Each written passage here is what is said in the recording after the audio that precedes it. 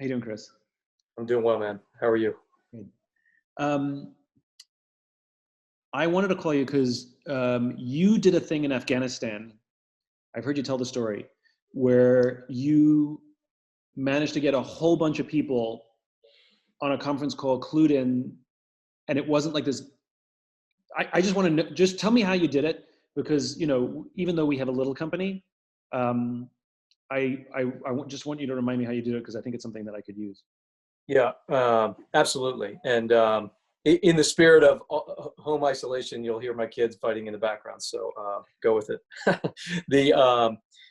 Yeah, and now this is more critical than ever, right? So I had a bunch of these conversations the last 2 weeks or so. The first thing that leaders at any level in any organization, you've got to talk to your people. Right. When I worked for Stan McChrystal, we started with, we were sort of the military's first really remote workforce. He So took wait, all this these. is back in Afghanistan when? This is the height of Afghanistan, right?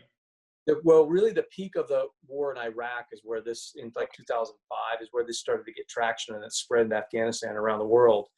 What McChrystal had to do was separate us. He had to put us really close to this network problem. We had Al-Qaeda as a network. Now we have COVID as a network. So everybody's working from home to fight this network spread. Same thing. And so McChrystal quickly realized, I'm going to lose any sort of cohesion here if I don't figure out another way to communicate with these folks. Because the way it was working was all like top down and email and stuff?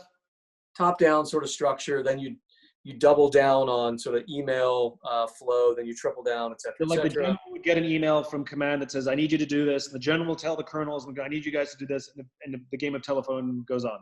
Exactly. And then they also rolled themselves into, well, the generals will do a Skype meeting, and then our version of that. Same thing. And then just everybody's schedule, they're staring at screens all day. Okay. And so he recognized, hey, we have to be like a small team, but with like 20,000 people around the world. And so started implementing, not by mandate, but by invite. I'm going to do one big meeting at a pace that keeps up with this problem. And for us, that was 24/7. And I would argue that's the pace for most people right now. So at this time, every single day, I'm going to be on this net. And if you want to join. And I'm going to talk honestly about what I'm seeing. You tell me what's going on the ground, et cetera. It was super experimental. And I didn't understand it. Any rank. Any rank. If people, any civilian organization, and eventually we had like coalition partners. I mean, this grew to 7,000 or 8,000 people a day on a platform like this, 24/7 for years on end. Wow. I didn't really appreciate it. I'd grown up in my little small team silo, and the boss was like 7 levels up. And then I distinctly remember sitting through one day, and as I was like a year or so into living in that world as a tactical leader, watching him on the other side of the screen, and he kind of pushes back in his chair and he goes, he took his glasses off and says, okay, here's where I think we are. Like, that was a really bad night. We had lost somebody, and here's where I went. He goes, I don't know exactly why that's happened, but they are getting better. It seems like this. I mean, it was this really raw and honest conversation. And I just thought, holy shit, like this is like, I'm in the same room with this person and he's being real. So he's not prepared remarks. He didn't, he wasn't sugar coated. Right. And he was just like, you were 3 people in a room going, what's going on right now? Wow. And I realized like that is real leadership. He's stepping in unscripted, sharing what he knows, what's worried about, and then What I like about this is it wasn't a conference call so much as it was an opportunity to be a voyeur. Like the meeting was actually happening at a small scale in that room with probably 4 or 5 people. He just he invited everybody the opportunity to listen into his small meeting, basically. Well, yes, and his small conversations, because as it grew over time, you would have literally, I mean, imagine there's 7,000 people watching this conversation right now, but the next person that talks to you, you're the 3 or 4 star general or the CEO, is in that world, it would be some young leader, half his age, literally getting off a helicopter, wiping the dust off and saying, who just did something great or just got their butts kicked, and would say, okay, here's what we think's going on, sir. Like, whew. So it's a point-to-point conversation, but everybody's watching going, oh man, that's so informative. How did you guys control for 7,000 people who want to tell you their opinions? Yeah. So we were doing a lot of work right now. I'll push you the playbook we're trying to release out to everybody so they can get their heads around it. Structure is important. Like, know how to use your technology. You have faces up, always use video, have agendas up there, have someone that controls that and keeps us on time on the agenda. Does Use somebody chat raise rooms. their hand? Is that how it works? Yeah, so whether you're on Zoom or Microsoft, et cetera, there's creative ways to say when whoever's talking is going to be on the left side of my screen.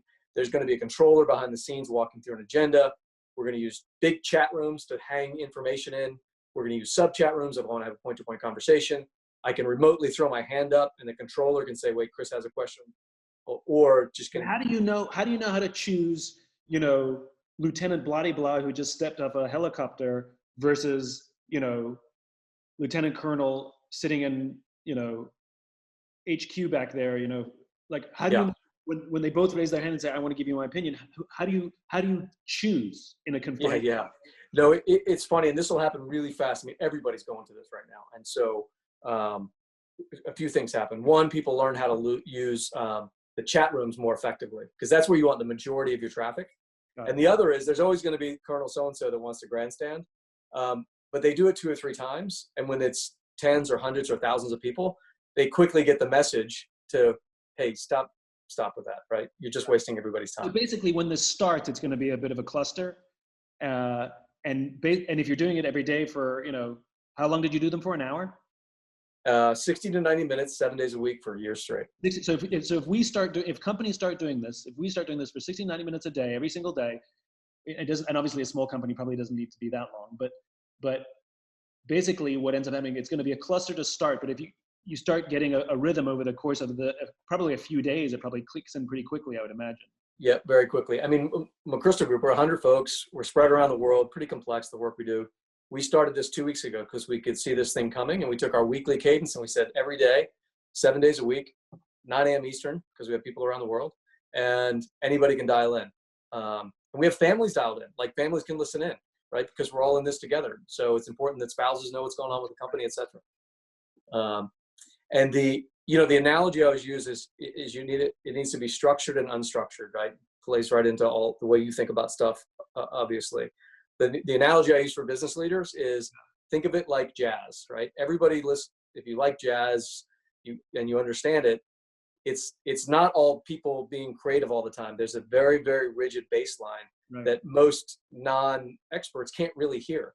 Right. But people don't just show up and start being creative. They set a base tone, and then they know where they can be creative.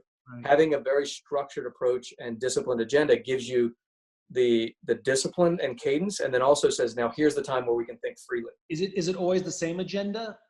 Is it always the same sort of outline, or does it change depending on what's happening? It will have to change if you're keeping up with the pace around you, right? Start with something, take your best shot, be honest with your people and say, look, here's what we think. It's going to be different tomorrow, and then the tweaks will get smaller and smaller over time.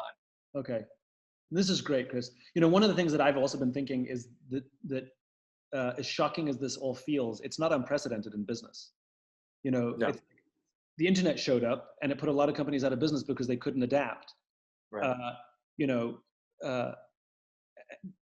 Video stores went out of business because they couldn't adapt. And like facing change and needing to adapt one's own business is not unprecedented in business. This is more sudden. Right. And the companies that are doubling down on like, how do we do more of what we used to do? They're the ones that are going to struggle the most. The ones that can go through the flex and say, okay, how do we take advantage of what's different now and come out of this a different, stronger, better company? Yeah. And by the way, could be completely different. Yeah, I would assume you'll come out of this differently, right?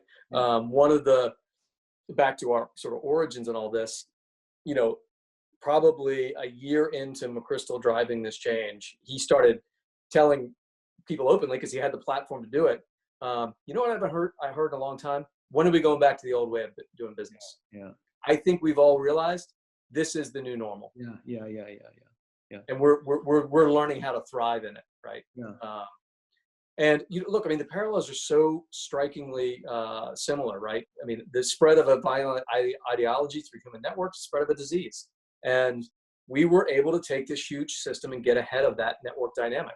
It's really good. Chris, thank you. I'm going to give this a try. I really appreciate it. Thank you, mate. Good luck. Talk to you soon. See you, buddy.